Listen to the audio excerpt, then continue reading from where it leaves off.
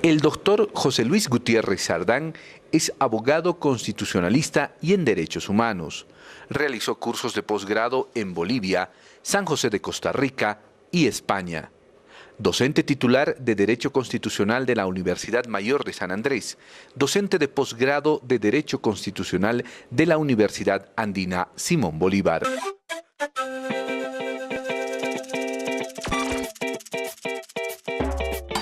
Bueno, es un gusto compartir con ustedes y el que nos hayan abierto esta ventana para poder comprender lo que es la Constitución Política del Estado, pero además veamos lo que es un proceso constituyente. ¿Por qué proceso constituyente? Porque no es algo que empieza y termina, es un continuo, se refiere a la norma suprema del ordenamiento jurídico de una sociedad. Cuando se trata de la conducta de los seres humanos, hay que pensar en las normas. Cuando se trata de cómo manejamos nuestro dinero, pensamos en presupuesto. ¿Y cómo administramos el tiempo? Ese es el instante en que pensamos en un cronograma. O sea, el proceso constituyente necesita como primera cosa que entendamos lo que es una constitución política del Estado. ¿Qué es una constitución? Decíamos, es la norma suprema del ordenamiento jurídico, que organiza al Estado y establece los derechos y deberes de las personas. Pero además, contiene aquellos aspectos que en un momento histórico determinado, una sociedad considera fundamental. Por eso es que también en muchos casos se dice bases fundamentales de la organización del Estado. Eso es lo que establece una constitución política. Pero no es solo eso, también la constitución política del Estado, y tú, estimado televidente, tienes que ver que una constitución es lo que acabamos de decir, pero hay que mirar la constitución como un sistema. No basta una de sus partes, entender una frase o una idea o un artículo, es necesario que miremos en su totalidad y en sus interrelaciones. También vamos a ver en la Constitución la triple naturaleza de la Constitución y una Constitución en movimiento. Ya un pensador, Heráclito de Éfeso, decía que todo se mueve, que todo está en movimiento, que nadie puede bañarse dos veces en un mismo río. Por ello, yo te pido además algo fundamental. Para entender la Constitución tenemos que sacarnos una serie de prejuicios, de ideas preconcebidas, aquello que han tratado de poner en nuestra mente como que es una Constitución que no busca el bienestar, que es una Constitución que por la cantidad de artículos que tiene es un mamutreto, como si no hubiera sido hecho por el pueblo. Buscan descalificarla. Por eso quiero compartir con ustedes lo que nos indica el Mahatma Chandra Bala, doctor C. Reinald de la Ferriere. Ciertamente nos dice se debería hacer tabla rasa de todos los conocimientos ortodoxos, olvidar todas las frases hechas, salir del dogma universitario, del fanatismo religioso, del fanatismo filosófico que existe en esto como en todo. Está en Suyuk Yoga y Yojismo, página 122, parágrafo segundo. También quiero compartir con ustedes el pensamiento de un gran latinoamericano, el poeta Eduardo Galeano, este gran uruguayo, que nos dice los nadies, los ningunos, los ninguneados, corriendo la liebre, muriendo la vida, jodidos, rejodidos, que no son aunque sean, que no hablan idiomas sino dialectos, que no profesan religiones sino supersticiones, que no hacen arte sino artesanía, que no practican cultura sino folclor, que no son seres humanos sino recursos humanos. Del libro Patas Arriba, Historias del Mundo al Revés. ¿Y por qué te leo estas frases de Eduardo Galeano? Porque te va a recordar mucho de lo que se ha dicho en nuestro proceso constituyente, que hay religiones oficiales, que unas son religiones y las otras supersticiones, que esta Constitución debería ser escrita por expertos, por especialistas. Un poco más nos dicen, ¿y qué sabe el pueblo? El pueblo sabe dónde está la vida. El pueblo sabe, como el cervatillo, dónde está el agua pura, el agua clara. Y por eso compartir los nadies de Eduardo Galeano es importante para entender sin prejuicios lo que un pueblo ha escrito para todos los bolivianos. Una misión desde esta parte del mundo. El doctor David Feliz Olivares, en su obra Por el Sendero del Saber, parágrafo segundo, en la página 104, nos dice: los países de la región andina son antorchas de la era del saber acuariano. Es decir, se refiere a este nuevo tiempo, a este tiempo que está viviendo el mundo a partir del siglo XXI. Por eso la misión y la importancia que tenemos, tú, yo y todos nosotros, para formarnos, para entender lo que estamos haciendo y para entender sobre todo el proceso constituyente y nuestra constitución política del Estado. Volvemos a nuestra primera pregunta: ¿qué es una constitución? Norma suprema que organiza al Estado. ¿Pero para qué la organiza? La organiza para la vida, para el vivir bien. También organiza funcionalmente al Estado y organiza territorialmente. ¿Qué quiere decir organizar funcionalmente? Organiza los órganos del Estado, es decir, el legislativo, el ejecutivo, el judicial, el electoral. ¿Qué quiere decir organizar territorialmente? Organiza nuestros departamentos en una administración con autonomía, organiza nuestros municipios también en una administración con autonomía municipal.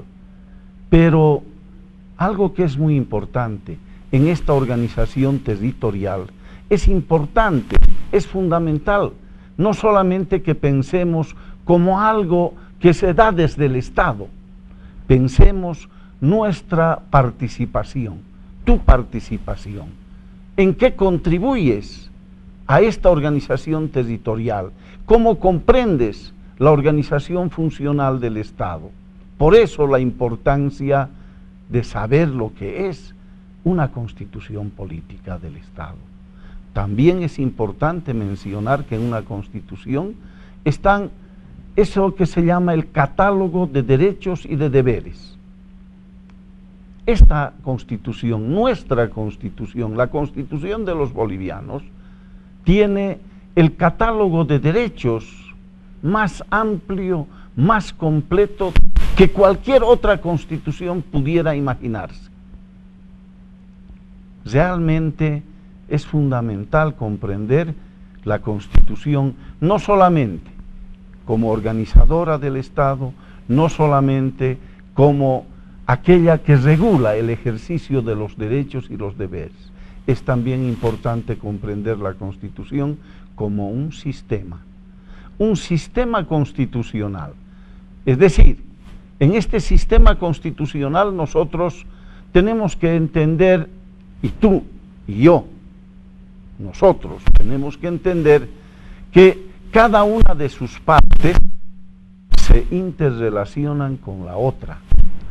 O sea, no es suficiente leer la Constitución en un artículo, es importante leerlo, es importante leer en su totalidad, porque cada una de sus partes está interrelacionada con las otras, pero a su vez, todas las partes están relacionadas con el núcleo, con aquello que es central a la Constitución. Quizás podríamos mencionar, solamente para entender esta idea de sistema, que en el curso de la historia de los estados, hemos tenido estados liberales, por tanto con una constitución liberal. Hemos tenido estados sociales, por tanto con una constitución de carácter social, asistencialista inclusive. Hemos tenido estados con una constitución socialista, la ex Unión Soviética, la China, Cuba, son estados socialistas con una constitución socialista. ¿Y qué es la Constitución boliviana? ¿Cuál es el núcleo que hace al sistema de la Constitución boliviana? Ese núcleo es el carácter plurinacional comunitario. Vamos a ir entendiendo en el curso de estos ciclos estas características. Es decir, vamos a entender cuál es el aporte del Estado boliviano al constitucionalismo moderno y a la organización de los estados. También es importante mencionar la naturaleza dinámica de la constitución política del Estado. La constitución política tiene tres aspectos que hacen a su naturaleza. Por una parte están los valores esenciales de una sociedad. En nuestra Constitución vigente estos valores están expresados en el artículo 8. Sería bueno que revises el artículo 8 de nuestra Constitución, donde están estos valores. Amasúa, Amacfella, Amayuya, y no seas ladrón, no seas mentiroso, no seas flojo, sé productivo, trabajador. Esto que menciona y que yo te menciono en castellano y en quechua, está en nuestro artículo 8 en todos los idiomas oficiales de nuestro Estado. Tú, de acuerdo a tu cultura, de acuerdo a tu idioma materno, puedes revisar, pero además puedes ampliar en la reflexión estos valores esenciales. Una sociedad sin valores, una sociedad con anomia, es decir, sin valores, es una sociedad que va camino a su destrucción.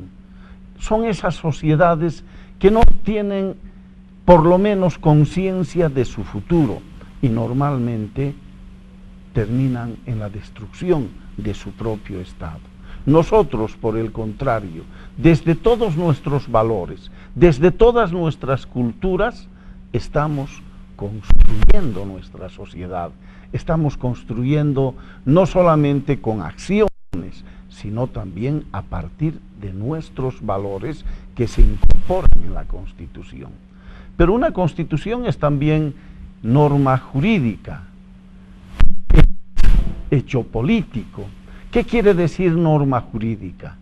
Es decir, una norma de conducta de carácter supremo, que subordina las otras normas.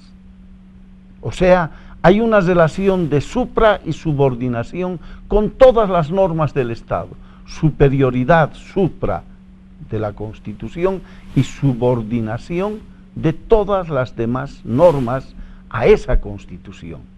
Tanto a nivel de la organización funcional, los distintos órganos del Estado deben subordinarse, deben organizarse conforme indica la Constitución. Si indica que debe, por ejemplo, elegirse a las autoridades del máximo Tribunal de Justicia, no puede realizarse la designación de estas autoridades de otra manera, tiene que elegirse. Es decir, los distintos órganos están subordinados a la Constitución en su organización, en su composición, y tienen que desarrollar normas secundarias leyes orgánicas de cada uno de los órganos del Estado. Y estos órganos, naturalmente, solo pueden legislar conforme con lo que dice la Constitución, sobre la base de la Constitución. Por ello, decimos que es una norma jurídica que subordina, que hay una relación de supra y subordinación. Cuando los valores esenciales están arriba, cuando se exalta en una Constitución, entonces, naturalmente, que hay un estado de participación y de confianza, porque tiene el núcleo esencial a partir de los valores. Cuando la norma suprema está exaltada, está arriba, entonces todas las demás normas, todas las personas, los gobernantes, los gobernados, todos nosotros estamos obligados al cumplimiento y a esa relación de supra y subordinación a la Constitución. Pero cuando se exalta el hecho político, quiere decir que se están rompiendo las normas, los valores que estaban contenidos están en entredicho, están cuestionados. No hay una coincidencia entre lo que dice la Constitución y la forma en la que se comporta la sociedad. Esa relación no armónica con la Constitución genera inmediatamente la exaltación del verdadero soberano, del pueblo. Y ese es el instante en el que la Constitución exalta su carácter de hecho político. Al gobierno que está en ejercicio de la administración de un Estado, ¿le interesará crear conflictos? Desde luego que no. Entonces es cuando va desarrollando las normas secundarias. ¿Por qué? Porque indudablemente el Estado y la Constitución están armónicas, hay armonía, hay una coherencia, hay una coincidencia entre lo que está indicando la Constitución y la conducta de gobernantes y gobernados. Esto se rompió en la historia de Bolivia. Por eso es que el pueblo decide dotarse de una nueva Constitución. Y en ese instante, esa relación de norma jurídica se rompe para dar paso a la naturaleza política de la propia Constitución. Se moviliza el pueblo, empieza a exigir una nueva Constitución. Entonces uno dice, ¿por qué el pueblo decide dotarse de una nueva Constitución? ¿Cuáles fueron las razones? ¿Cuál fue el motivo para que el pueblo exigiera darse una nueva Constitución e iniciara todo un proceso que significa cuestionamiento a una realidad concreta, significa cuestionamiento a la manera como se está gobernando, significa un cuestionamiento a los valores que se quieren imponer a una sociedad que desde sus propios valores cuestiona los valores de la administración.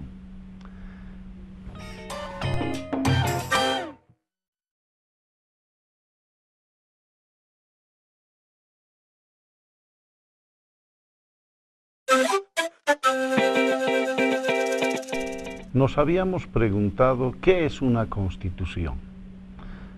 Un texto solemne, norma suprema del ordenamiento jurídico, que organiza al Estado, que establece los derechos y deberes fundamentales de las personas, pero que además, como un sistema constitucional, interrelaciona aquellos aspectos fundamentales, aquellos aspectos importantes que una sociedad en un momento determinado ha considerado importante, fundamental, hacer de ella la base de su organización, tanto funcional como territorial. hemos visto la Constitución como un sistema, hemos visto la Constitución en movimiento, a partir de sus tres características que hacen a su naturaleza, a la triple naturaleza de la Constitución. Por una parte, norma suprema del ordenamiento jurídico, hecho político, pero sobre todo, valores esenciales de una sociedad. Ahora, lo que vamos a hacer es tratar de entender por qué razón nuestro pueblo, por qué razón se dotó de una nueva constitución política del Estado. ¿Cuáles fueron los fundamentos para este proceso constituyente que ha visto y que ha vivido el pueblo boliviano? ¿Por qué el pueblo decide dotarse de una constitución, de una nueva constitución? ¿Dónde se encuentran los fundamentos para ello? Desde luego, la sociedad ve algo importante, ve la patria saqueada, ve que un sistema de gobierno, que una forma de gobernar a nuestra sociedad no corresponde a sus valores, a sus necesidades, no corresponde a aquello que aspira y espera nuestro pueblo.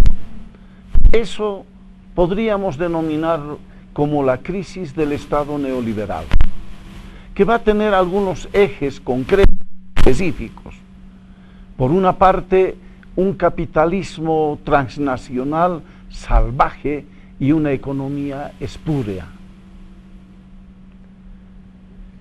¿Qué quiero decir con esto de espúrea? Espúrea viene de sangre, una economía que tiene como base la sangre de un pueblo, que tiene como base la pobreza generalizada, que se enriquece sobre la base de la sobreexplotación de los recursos naturales, pero también la sobreexplotación del hombre, el hombre por el hombre, explotado hasta niveles inimaginables, insoportables, como en aquella canción popular que dice que nadie escupa sangre para que otro viva mejor. Ese es el planteamiento de nuestro pueblo. Es ahí como inicia el cuestionamiento de todo un sistema que está en crisis, nacionalmente, pero también internacionalmente. Los teóricos nos dicen la crisis del capitalismo. En el caso nuestro, este capitalismo salvaje, economía espúrea, va a tener su correlato, va a tener sus actores. ¿Quiénes son los actores? ¿Quiénes complementan esa forma de economía y esa subasta de la patria que hace el neoliberalismo? Son los partidos políticos tradicionales, que a través de pactos, a los que les dan muchos nombres, pacto por la democracia, distintos nombres con los que van a tratar de justificar, ¿qué cosa? Las cuotas de poder y la corrupción enseñoreándose, haciendo que los partidos políticos no sean democráticos. Estos partidos políticos que van a dar a su cuñado la administración de yacimientos, por ejemplo. Estos partidos que, me refiero al cuñado de los gobernantes o del gobernante de turno, que van a hacer de sus hijos, de sus esposas, los diputados, los senadores. Es decir, hay una apropiación privada de lo público. Todo se va a buscar privatizar, pero no solamente privatizar en el sentido de ofrecer al sector privado posibilidades de administrar los recursos naturales, sino que se va a manejar el Estado como si fuera un patrimonio familiar, personal del gobernante de turno. Y en ese sentido, esta forma tradicional de los partidos políticos va a entrar en crisis. la crisis de la partidocracia, la crisis de los pactos, del cuoteo y de la corrupción. ¿Para qué? Para con ellos permitir el saqueo transnacional de nuestros recursos naturales. Eso va a movilizar al país. Eso va a permitir la construcción de un proceso constituyente. ¿Cómo se organiza este proceso constituyente? A través de la marcha por el territorio y la dignidad, las guerras del agua, del gas, la organización del instrumento político por la soberanía de los pueblos, el MAS IPSP, que va a permitir articular todos esos movimientos y ofrecerlos en una propuesta de carácter programático y de carácter político. Esta articulación de las organizaciones sociales que va a permitir a Central Obrera Boliviana, Confederación Única de Campesinos de Bolivia, organizaciones vecinales, es decir, va a permitir una articulación de todas esas organizaciones. Finalmente, permitirá y va a ser posible que de la protesta, de las movilizaciones, se vaya a la propuesta política, de la movilización al voto. No otra cosa significó la marcha por territorio y dignidad de los años 99. Esa marcha por territorio y dignidad del año 90, toda la década del 90, va a hacer posible las movilizaciones indígenas. Muchos políticos, muchos académicos, no hemos comprendido, inclusive en ese momento, la trascendencia de lo que significaba esta reivindicación, territorio y dignidad. Qué grave escuchar y recordar, colegios de abogados decían, territorio solo puede tener el Estado. Los indígenas podrán hablar de tierras, de parcelas. No, nos estaban planteando cambios, formas de pensar, paradigmas del pensamiento nuevo.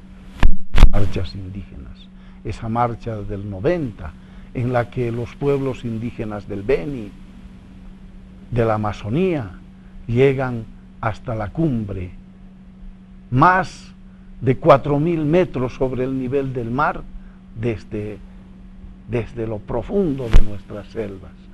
Está moviendo una forma de pensamiento, está modificando una manera de ver la realidad de Bolivia. La nueva constitución y el proceso constituyente tiene en esta marcha, igual que en la... ¿Qué significó la guerra del agua de abril del 2000 en Cochabamba? Significó la protesta frente a la privatización del agua. El agua, un negocio transnacional. Y la nueva constitución nos va a plantear el agua, un derecho humano. Toda una lucha, toda una manera diferente de pensar la realidad de nuestro país para ofrecerle estas otras posibilidades.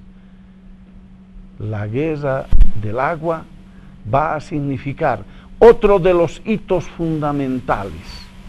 Los guerreros del agua decían a esos jóvenes luchadores que hicieron temblar, modificaron totalmente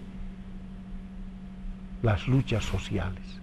Ya no eran las luchas para la reivindicación de, además muy justas, reivindicaciones sectoriales, mejor salario, algunos beneficios en una empresa o en un sindicato. No, la guerra del agua era el cuestionamiento a la transnacionalización, a la privatización de los derechos y servicios fundamentales del Estado. La nueva Constitución va a tratar justamente aquello, va a dar respuesta a esas realidades y a ese cuestionamiento. La guerra del gas en octubre del 2003, nacionalizar los hidrocarburos. Se estaba discutiendo en el Parlamento la nueva ley de hidrocarburos. El derecho de un pueblo a percibir sus recursos naturales, a beneficiarse con ellos, beneficiarse. Tú tienes que mirar, igual que yo, y tenemos que ver todos, qué significaba hasta ese momento el 18% de regalías y qué significó después la recuperación, la nacionalización de nuestras refinerías, la nacionalización de nuestros pozos petroleros, la recuperación de la dignidad del Estado boliviano, pero también de la base material para atender las necesidades del pueblo. La guerra del gas de octubre del 2003, más de 70 muertos, más de 500.000 de heridos, un pueblo, el pueblo alteño, levantándose. ¿Qué estábamos haciendo nosotros en ese momento? Muchas veces en la incapacidad de poder hacer algo para contribuir a la defensa de estos nuestros hermanos que estaban ofrendando sus vidas para el bienestar de todos los bolivianos, de los departamentos, de las alcaldías, de las universidades. Ellos estaban movilizados no para lograr un mejor salario en su empresa personal, no, estaban dándonos claramente mandatos necesarios, mandatos imprescindibles para la recuperación de nuestros recursos naturales. Y para poder hacer eso, naturalmente era imprescindible un proceso constituyente. Era imprescindible modificar esa constitución liberal que el neoliberalismo había utilizado para la subasta de la patria, para la entrega de nuestros recursos naturales. Estos elementos nos llevan a una conclusión. Una constitución política del Estado no es el resultado ni la inquietud de un bufete de abogados que pueda escribir un texto, no. Está escrita con la sangre, con las luchas de los movimientos sociales. Está escrita con las esperanzas de un pueblo. Está escrita con todo lo que significa la vida que quiere tener como futuro una sociedad. Estas movilizaciones nos llevan a una convicción. La lucha del pueblo tiene que tener un correlato, y tiene que tener un instrumento, y tiene que tener un modo de hacerse realidad. Y esta propuesta, esta manera de trabajar, la respuesta a los grandes y fundamentales temas de nuestra sociedad, va a ser expresada sobre todo en un cambio que tiene que ver con un cambio de mentalidad, un cambio y una revolución en el pensamiento, en la mente, y la búsqueda de unas respuestas a partir de un método y un procedimiento pacífico. Ese método y ese procedimiento va a ser transformar las movilizaciones, las marchas, la lucha en el voto. El 2005, con una propuesta específica, con una propuesta de asamblea constituyente para modificar y transformar nuestra sociedad y la Constitución, nuestra norma suprema, va a ser el voto ya no por los partidos tradicionales, va a ser el voto con una propuesta clara, concreta, del instrumento por la soberanía de los pueblos. Y el triunfo del 2005 va a permitir la convocatoria a la Asamblea Constituyente, va a permitir proseguir, profundizar el proceso constituyente. Importante que podamos recordar. Primero, que una constitución no se escribe en un bufete, no se escribe en un equipo que se atribuya la responsabilidad de hacer aquello. Escribe nuestro propio pueblo. Eso y esa convocatoria va a permitir que la Asamblea Constituyente dialogue, debata, delibere y nos permita un texto adecuado. Pero además, va a permitir lo que decíamos, claramente poner en esta nueva Constitución aquellos aspectos que habían hecho posible y habían sido la convocatoria a la revolución democrática cultural. Una democracia que puede ser, sobre todo, asumida por el pueblo. Una democracia que va a permitir organizar nuestra vida en sociedad. Va a permitir una nueva constitución para la organización funcional y territorial del Estado, cuyo núcleo esencial es la vida y los derechos y deberes fundamentales, juntamente con todas las demás instituciones constitucionales, van a formar parte de esta respuesta. Por eso es importante que tú, que nos has permitido y has abierto la ventana para poder contribuir en nuestra formación y contribuir a la formación de nuestra sociedad, hagamos algunas lecturas específicas. ¿Cómo está organizada la sociedad boliviana?